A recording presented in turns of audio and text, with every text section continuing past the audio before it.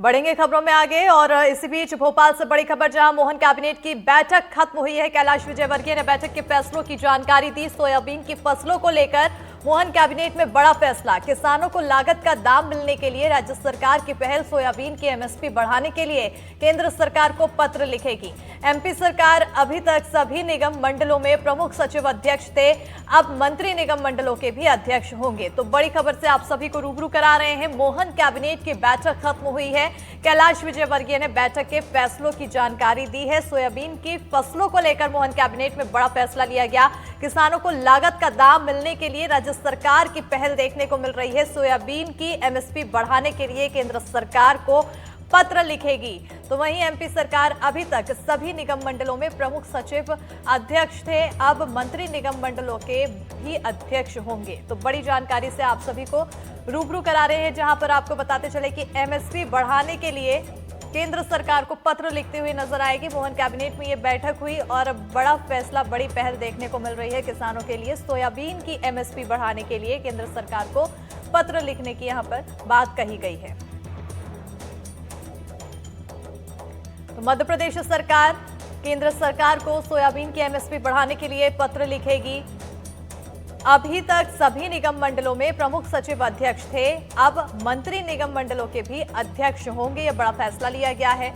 Mohan cabinet की बैठक खत्म हो गई है और इसी पर ज्यादा जानकारी के साथ फोन लाइन पर हमारी सहयोगी अमृतांशी जोशी जुड़ चुकी हैं। फोन लाइन पर अमृतांशी, सोयाबीन की एमएसपी को लेकर पत्र लिखने की बात कही जा रही है, कहीं ना कहीं किसानों के लिए एक बड़ी पहल मानी जा रही है।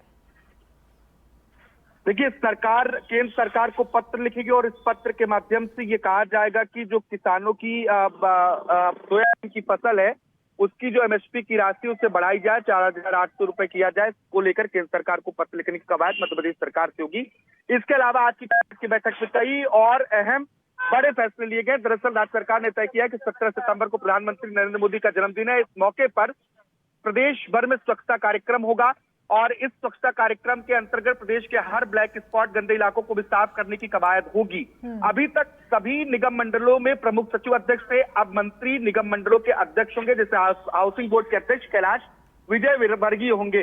इसके साथ ही मोहन कैबिनेट में यह भी तय किया है कि जो पुनर्गठन आयोग यानी कि परिसीमन आयोग का गठन किया जा रहा है, इसके लिए प्रभारी मंत्री जो स्थानीय जनप्रतिनिधि हैं और स्थानीय लोग हैं, इनसे चर्चा करेंगे और इनका पुनर्गठन किया जाएगा, सीमांकन होगा और परिसीमन किया जाएगा। ये आज की कैबिनेट की बैठक में तय हुआ है। दो बड़ी परियोजनाएं हैं जिनको कैबिनेट की बैठक में मंजूरी मिली है। एक बड़ी परियोजना है जो शिप्रा नदी है। शिप्रा नदी के जल स्तर को बढ़ाने के लिए सरकार कोशिश करेगी और इसके लिए बाकायदा एक परियोजना को मंजूरी दे दी गई है। दूसरी एक और सिंचाई परियोजना भी है जिससे करीब 3,000 हेक्टेयर की जो भूमि है वो संचित होगी। इसको लेकर भी आज की कैबिनेट की बैठक में चर्चा हुई है और बैठक के बाद इस परियोजना को मंजूरी दे दी गई है। भारतमाला परियोजना के अंतर्गत मध्य प्रदेश के पीथमपुर में जो इंडस्ट्रियल एरिया है, इस पीथमपुर में एक और लॉजिस्टिक पार्क डेवलप किया जाएगा। 1,111 करोड़ की लागत से डेवलप होने वाले इस पार्क की निगरानी केंद्र और राज्य दोनों करेंगे। दोनों की सहभागिता भी होगी।